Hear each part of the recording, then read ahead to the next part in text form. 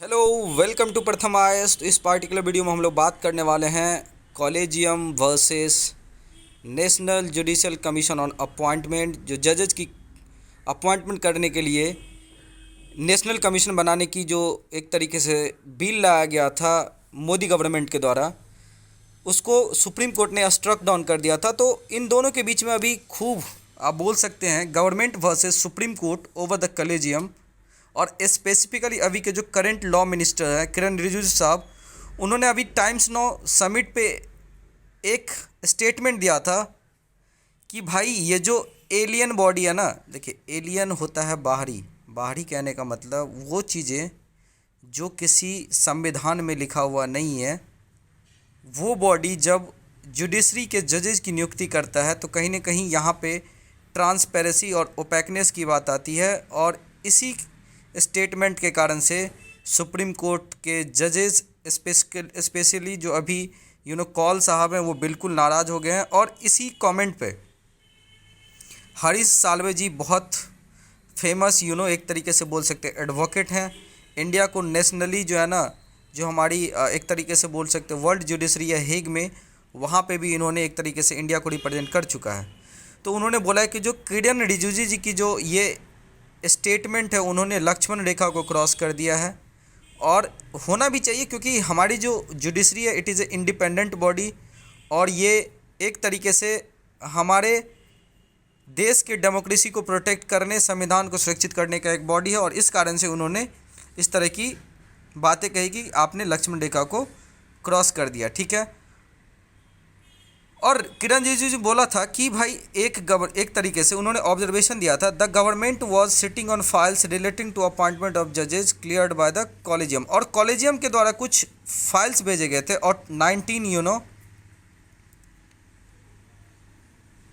Members के files, जिसमें कुछ सिटिंग जजेस भी थे, सबऑर्डिनेट कोर्ट्स में और हाई कोर्ट्स में कुछ प्रैक्टिशनर एक तरीके से बोल सकते हैं एडवोकेट थे, जिनको पदोन्नति दे करके आज पर द कॉलेजियन सिस्टम उन्हें सुप्रीम कोर्ट के जजेस बनाने की सिफारिश की गई थी। जिसको अब इतनी माथापच्ची होने के बाद यहाँ पे देख रहे हैं कि supreme court versus government stand of law ministry approves 2 out of 21 SC जजेस। मतलब 21 के रिकमेंडेशन पे जो कॉलेजियम के तहत यहाँ पे सुप्रीम कोर्ट ने यहाँ पे भेजा था, उसमें से केवल 2 को लॉ मिनिस्ट्री ने अप्रूव कर दिया है।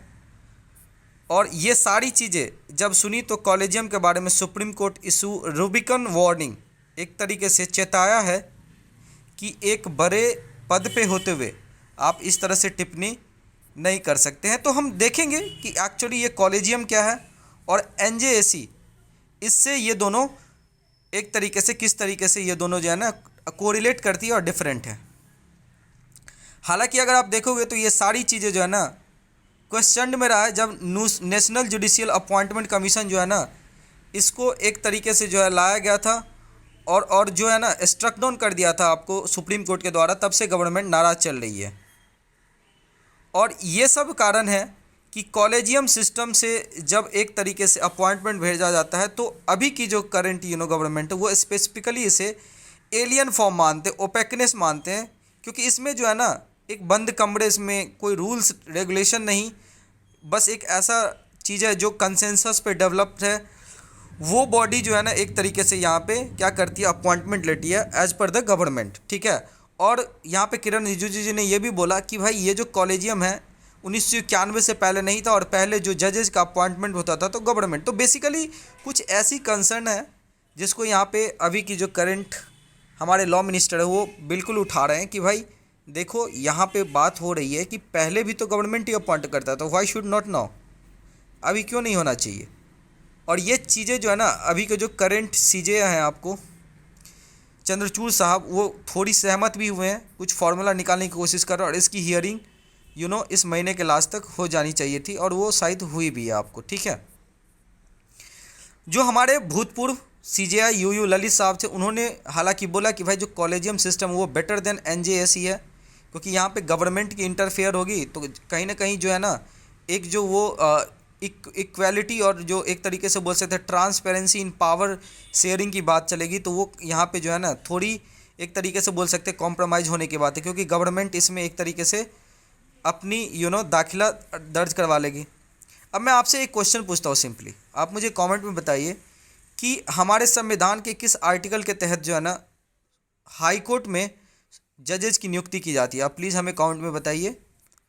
तो देखिए ये सारा चीज़ें चल रहा है आपको, और देखने वाली बात है कि आगे जो एनजेएसी है उसमें क्या लाया जा रहा है नया बिल के तहत, या आपको कॉलेजियम को ही कुछ इम्प्रोवाइज़ करने की कोशिश की जाएगी।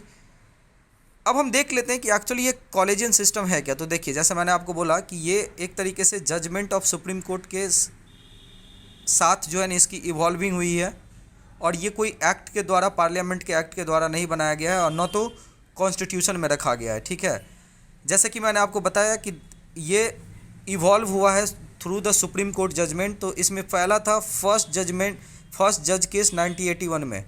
तो फर्स्ट जज केस में क्या हुआ था कि ये जो फर्स्ट जज केस है उन्होंने primacy of the CJI chief justice of India recommendation on judicial appointment and transfer case to be refuse for cogent reason. तो बेसिकली इसमें जो है ना सीजेआई की जो एक तरीके से रिकमेंडेशन होती है उसको अप्रूवल दे दिया गया,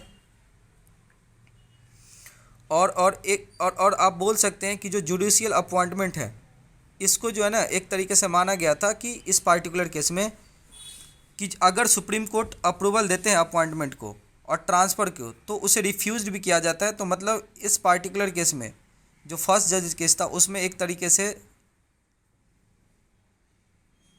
जुडिशरी के ओवर जो है ना एग्जीक्यूटिव प्राइमेसी को भी एक बढ़ा दिया था। ठीक है, और ये जो पार्टिकुलर 1981 है कि जो फर्स्ट जज केस थी, ये डायरेक्टली 12 साल बाद जब सेकंड जज केस आया 1993 में, उसमें क्या होगा कि सुप्रीम कोर्ट ने इंट्रोड्यूस किया कॉलेजियम सिस्टम।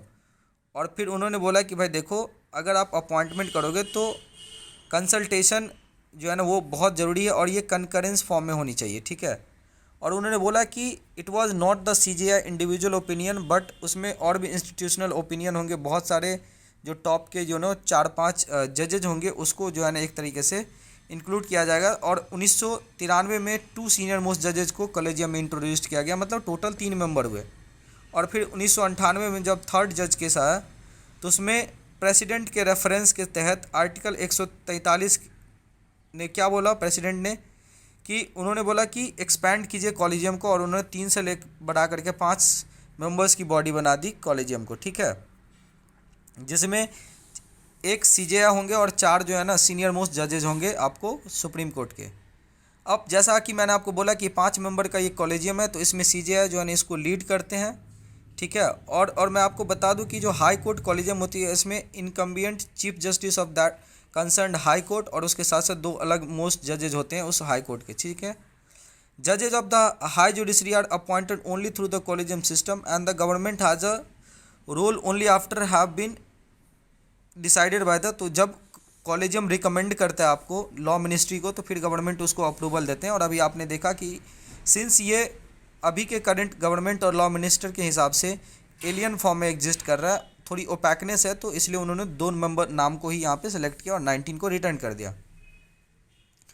और इसी पार्टिकुलर ओपैकनेस को ख़त्म करने के लिए जो है ना रिफॉर्म करने की कोशिश की गई थ्रू द अपॉइंटमेंट सिस्टम, और इसी तहत जो है नेशनल जुडिशियल अपॉइंटमेंट कमीशन जो एक तरीके से 99वीं अमेंडमेंट एक्ट 2014 में लाया गया था, उसको सुप्रीम कोर्ट ने क्या किया, आपको 2015 में स्ट्रक डाउन कर दिया, ख़त्म कर दिया था, और बोला था कि ये जो इंडिपेंडेंस ऑफ जुडिशरी को कॉम्प्रोमाइज़ करेगा।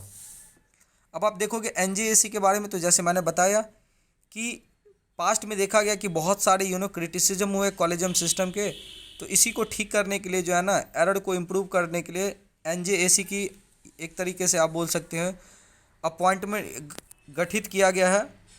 और ये जो है ना एनजेएसी बिल 2014 के तहत लाया गया था, और इसके तहत सुप्रीम कोर्ट और हाई कोर्ट के जजेज को अपॉइंटमेंट किया जाएगा। ठीक है, इसमें एग्जीक्यूटिव भी कुछ पार्ट्स में होंगे, और इसके लिए जो है ना बाकायदा आर्टिकल 124A कॉन्स्टिट्यूशन में जो है ना डाला गया था। तो जैसा मैंने ऑलरेडी बता दिया कि एनजेएसी जो नेशनल जुडिशियल अपॉइंटमेंट कमीशन है, इसके तहत सुप्रीम कोर्ट और हाई कोर्ट के चीफ जस्टिस और जजेज को अपॉइंटमेंट किया जाएगा। और इसमें जो है ना कुछ इस तरीके से कंप्राइजिंग मेंबर्स होंगे, chief justice of India ex officio chairperson of NJAC होंगे, 2 सीनियर सुप्रीम कोर्ट जजेज होंगे, union minister of law and justice ex officio होंगे, ठीक है। 2 याद रखिएगा, चेयरपर्सन जो है ना अभी भी CJI ही होंगे, ठीक है। 2 imminent persons who are to be nominated by a committee comprising of CJI, और फिर prime minister of India and the leader of opposition of Lok Sabha अगर है तो, ठीक है। तो बेसिकली यहाँ पे कुछ कोशिश किया जा रहा है कि सभी का समन्वय हो यहाँ पे, ताकि ट्रांसपेरेंसी और लोगों में कोई गलत भावना ओपेकनेस को लेकर के नहीं आए। हालांकि हमारे देश में सुप्रीम कोर्ट का बहुत रिस्पेक्ट है, तो लोग यहाँ पे कॉलेजियम को लेकर के भी बोलते हैं कि भाई हमारी सुप्रीम कोर्ट हमें किसी मुश्किल टाइम में प्रोटेक्ट करती है, तो इंडिपेंडेंसी बहुत ज़रूरी है। और यही दुहाई दे करके सुप्रीम कोर्ट बार बार जो है ना इस NJC एक्ट को और जो सरकार की जो बातें उसे इग्नोर कर देती है।